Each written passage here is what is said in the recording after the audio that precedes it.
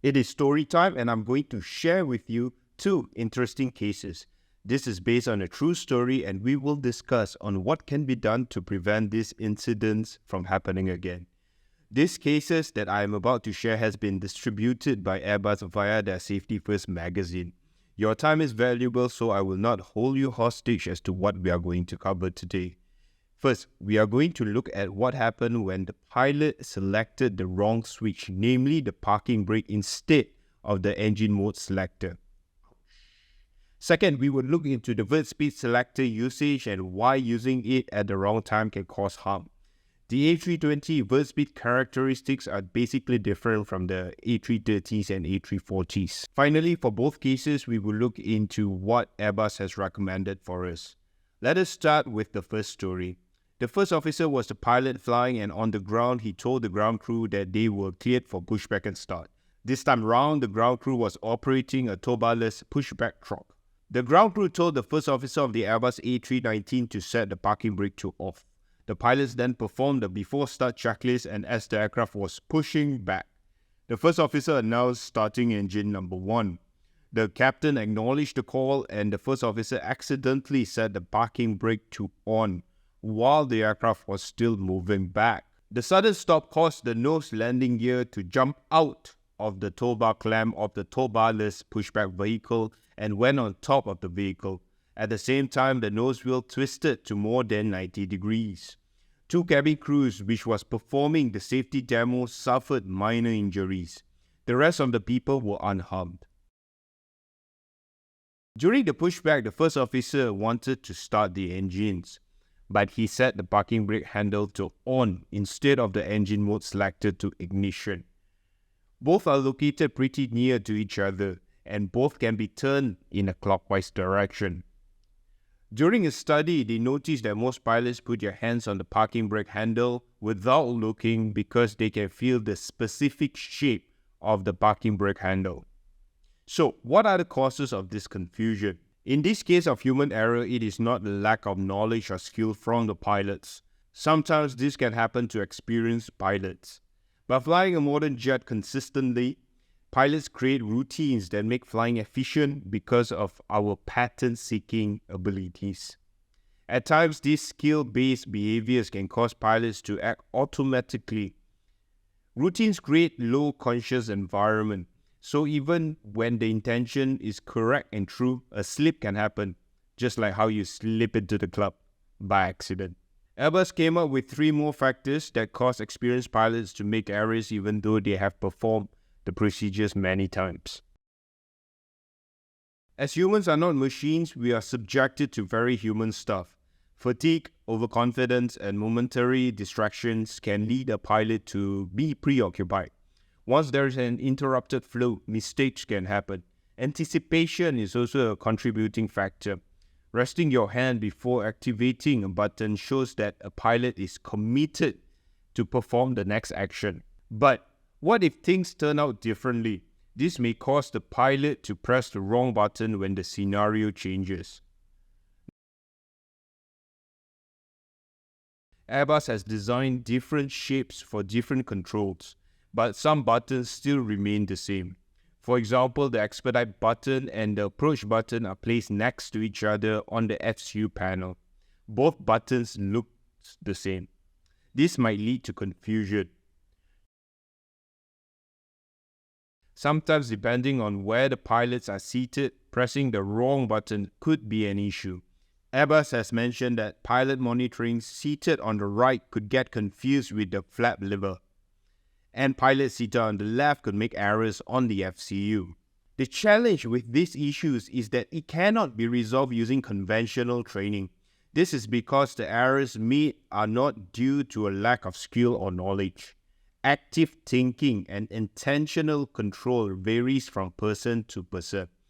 To change the cockpit design might be counterintuitive because it is impossible to cover all cockpit control confusion cases. So, what are the preventive measures needed and recommendations to stop errors? Number 1 is to not rest your hands on the controls.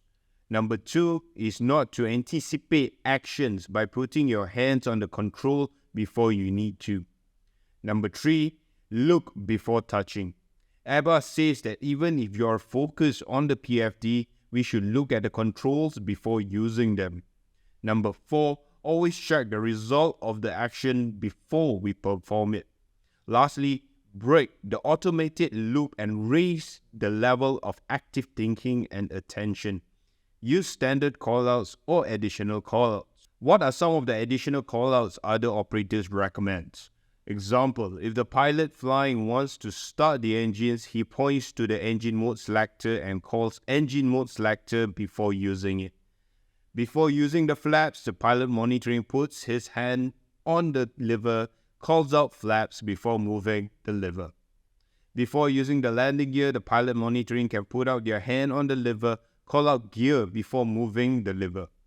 Although these additional callouts can be useful, the risk remains that these so-called attention getters can also become routine. In conclusion, these errors can be made even by the most experienced pilots. As most procedures are routine, the more competent we become, the more likely we may lose our attentional control. Therefore, active thinking and awareness must be in the pilot's toolbox at all times. Now, let us look at another story. This time it involves using the vert speed knob. Stay tuned as the A320 has a feature on the vert speed knob that is different from other Airbus aircrafts. The story goes like this. An Airbus A320 aircraft was descending to its destination airport in IMC conditions, and the approach is an ILS approach. ATC gave them a late clearance. They intercepted the localizer but was high above the glide slope. At 3,500 feet, the aircraft was in open descent, log mode with autopilot, flight directors and auto thrust on. The altitude selected was 3,000 feet. Speed brakes was out and the speed was selected at 174 knots. Flaps was in config 2 and the gear was down. At about 3,400 feet, the All-Star mode engages. At 3,200 feet, the pilots retracted the speed brakes and tried pulling the vert speed knob twice, but All-Star mode re-engaged 1 second after each attempt. At 3,000 feet, the Alt mode engaged and the aircraft leveled off. Why? Well, 3,000 feet was set at the window in the first place. The pilots pulled the vert speed knob to engage the vert speed mode. A selected value of minus 2,600 feet per minute showed up to the party. The aircraft continues its descent. At about 2,300 feet, which is 1,600 feet RA, the aircraft was still too high above the glide slope. The pilots pushed the thrust levers to toga to go around. The aircraft climbed to 3,000 feet, which was on the FCU. Nav mode was engaged. The pilot flying then moved back the thrust levers back to climb descent to 2,700 feet. All-Star mode engaged at about 2,500 feet. The pilots increased the altitude target from 3,000 feet to 5,000 feet on the FCU. But because the pilots did this, the aircraft reverted to vert speed heading mode with the triple click sound. FD bars started flashing for 10 seconds. But something unusual happened. The aircraft climbed to close to 3,000 feet and then started to descend and accelerate. What is happening? At 2,800 feet, the aircraft vertical speed reaches minus 2,600 feet per minute and stayed there. The pilots took over manually and yanked the aircraft up. The aircraft then, from 2,100 feet, started climbing again. The pilots then re-engaged the autopilot and performed a successful second approach and landing. Now the question is, why was the aircraft behaving like a little child? Let us look into it. After the pilots performed a go-around, they decided to play with the FCU.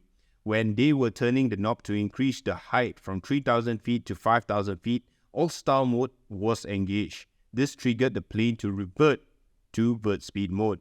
Remember that the vert speed value was modified shortly before go-around. This was still in the memory of the FCU, just like how your wife remembered your past mistakes 7,000 years ago. This led the vert speed mode to use the previously selected value instead of the current aircraft vertical speed. I will explain later why this system reacts this way. It took 30 seconds from the mode reversion to vert speed minus 2,600 feet per minute and 24 seconds from the start of the pitch down before the pilots realized that the aircraft was not behaving. Now let us look at two functions of the autoflight that had taken place: the vert speed pre-selection function and the mode reversion of vert speed or FPA modes. To cut to the chase, whatever you select on the FCU vert speed wise, the value will remain there for 45 seconds and stored in the memory. Some aircrafts, it is 10 seconds. For the A320, it is 45 seconds.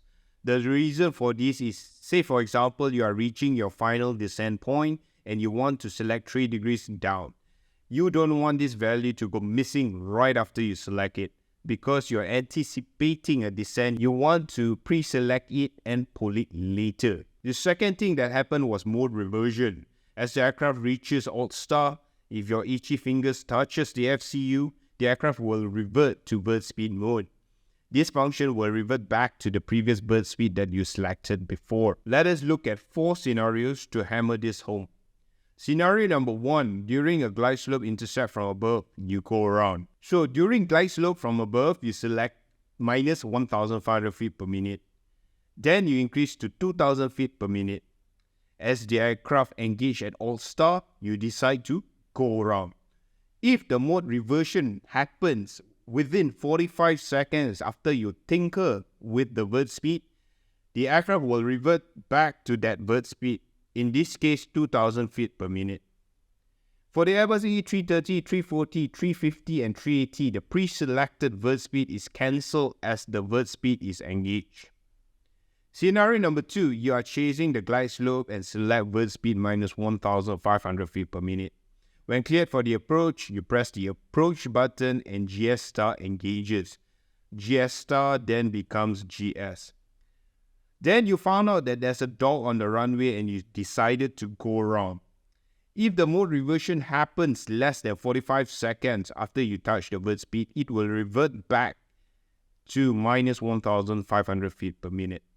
Scenario number 3, you selected minus 1,500 feet per minute, a normal routine approach. You intercepted the glide slope, but within 45 seconds, you have a loss of ILS signal, disengagement of lock signal, etc. The aircraft will then revert back to the previous vert speed selection. In this case, it is minus 1,500 feet per minute. Scenario number 4 involves a visual manual approach using a head-up display, which I will not cover. So, what are the signs that we can look for so that we do not get caught with our pants down? There are 4 cues for us to realize when the aircraft goes into mode reversion. Number 1 is an oral cue, triple click.